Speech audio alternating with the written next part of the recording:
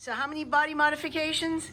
Somewhere 17 to 20. Wow. Little modifications that no one would even be aware of. Right. But if you didn't do it, they would say, "What's with that? Why didn't you do that?" You know? Okay. So tell me about them. So for So you did- starters, yeah. this firewall plate is aluminum, Okay. and originally it was molded over the whole edge and painted all the way up to the edge, and the face was polished aluminum. So we broke it loose. I radiused the edges of that and the firewall and made it obviously a separate piece and a separate color. Just looks cleaner to me than something that's filled over. Right. The bottom of these doors were squared corners, and the original doors are radiused like this, but they're radiused to quite a bit of a larger radius. But I felt like if we radiused it as much as we could radius it without getting involved with the internal structure of the door, which someone made back in the old days, then it would still resemble what it should look like, and it would certainly go with the curve of the cowl a whole lot better than a pointed corner would. Sure. So it's the design. Yeah. Yeah. And again, Yeah, it's beautiful. You know, you don't even notice that until you mention it. I like that. And again, when they built this part here originally, this tubular part curved into the rocker, and it had an obvious bulge and an intersection there. So we just kind of blended that in also to just smooth it in a little better. That's great. This car, as a hot rod, never had garnish moldings or windows or weather stripping because of the homemadeness of the bottom of this. It's very difficult, and the top was wider. So when we decided to try to fit glass to it, I had to cut the top of this door open and take a little pie slice out of the whole top and pull the front in to make a surface that we could make a garnish molding that would actually fit flush from front to rear on. And then I had to thin it out to the point where it would surface on the glass once the glass was in place. All this window regulator and mechanism and bracketry and stuff is stuff that we put in there so that we could have a roll-up window. Wow. That's a And- lot of work. And this is the handmade fiberglass garnish molding. We got aftermarket garnish moldings and just cut them up. They had to be quite a bit thinner and quite a bit narrower than the originals were to work with this car, but that's the finished product, and once it's in here in place, which it won't fit in place right now because I've got the wrong felts in there, but that's, you can see on the other door, I can open the other door Sure. for the finished effect. Yeah, let's see the finished effect. And the other front and rear garnish moldings too, which we didn't actually ever talk about, but once I had the doors done, I said, well, I'm gonna have to do a windshield and a rear window garnish also, you know? Lots of garnish. Everyone likes garnish. Yeah. Garnish is So we important. took a lot of plastic out of this car. You did? Yeah, these drip rails were really thick, and we streamlined the shape of this. This kind of had a straight line through here when they chopped it, so we accentuated the original factory curve back to the shape that it should be, and got all these lines back lined up that were non-existent anymore. And I said before, we eliminated the third tail light that was up Right. here. It's a beautiful set of lines that you've got. This- Every this, line uh, seems to be in concert. Yeah, this used to have a square gas door that was a few degrees off, so we switched it to round. Well, it fits with the curves. Yeah. It's actually the one that I took out of the side of the pickup truck. Ah, well, you know, everything's about recycling, right, Exactly, Fred? yeah. It's all about recycling. So what have you got left to do on this? Well, just basically doing the glass and the windows and the doors, and I got to paint the motor and transmission for him, but he's going to do that install himself, and then it'll go to interior. He's got to get a new interior. This is the...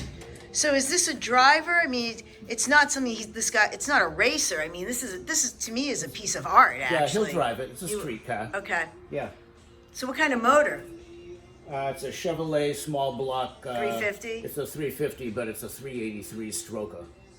So it's a bigger displacement. Makes some power. Right. So we're going to paint that, paint the motor and the tranny. and then he'll put that stuff back in. Oh yeah, so you want to tell me about this door? This is the finished door. So this is the door with the garnish molding in place, because the felts aren't in there, and none of that other window regulator stuff is in here yet. We didn't have room for the factory weather strip, but this weather strip is from the hardware store and it fits, so we're using it. It never had weather stripping as a hot rod either, this car. Right. I still need a piece for the tops. I gotta go search in the junkyard for a piece that's got the right curl to seal to the top. It's a treasure hunt. It is sometimes, you know. So what was the biggest challenge with this car? Well, I like to do the worst part first. Yeah. And I'd have to say the grill shell was the worst part. It was rotted to death. He had gotten this shell. This wasn't the shell that was ever on this car. It's actually a 33 Dodge or Plymouth shell. This is a 33 Dodge or Plymouth shell. Yeah, it's modified to work on a 32 Ford radiator, but the car is actually a 33. Okay. So the shell was rotted off the back about 1.5 inches and down the sides. The sides had quite a different shape. I widened them, made the whole lower and upper edges of this whole thing all the way around.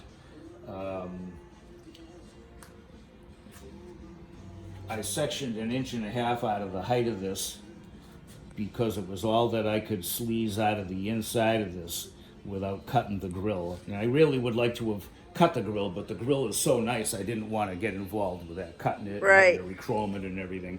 So we settled for the 1.5 inches that we could get out of here and tuck the grill up underneath the edge instead of having it sit on the edge. Wow. And I notice here again, you have the beautiful pattern here with the white and the flake. A little right? little fade there. I made that peak too. Yeah. Never had that.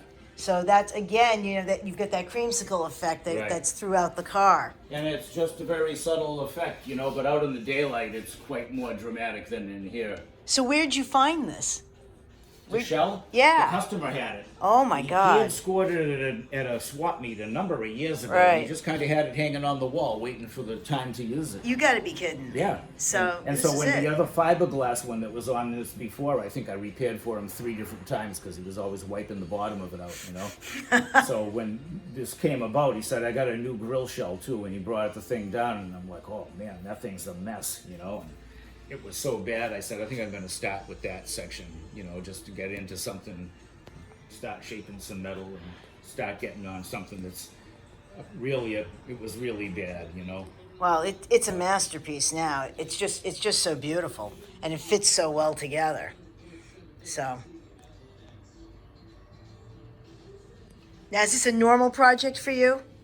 Sort of normal, yeah. I mean, it's a kind of extended time frame on this one, but it goes Right, the way it because goes. it takes time. Yeah, it goes the way it goes. I mean, I don't usually have 3 of these long projects going at once, and sometimes you get a little over jammed like that. But So I mean, just doing the radiator cover here. I mean, how long did that take?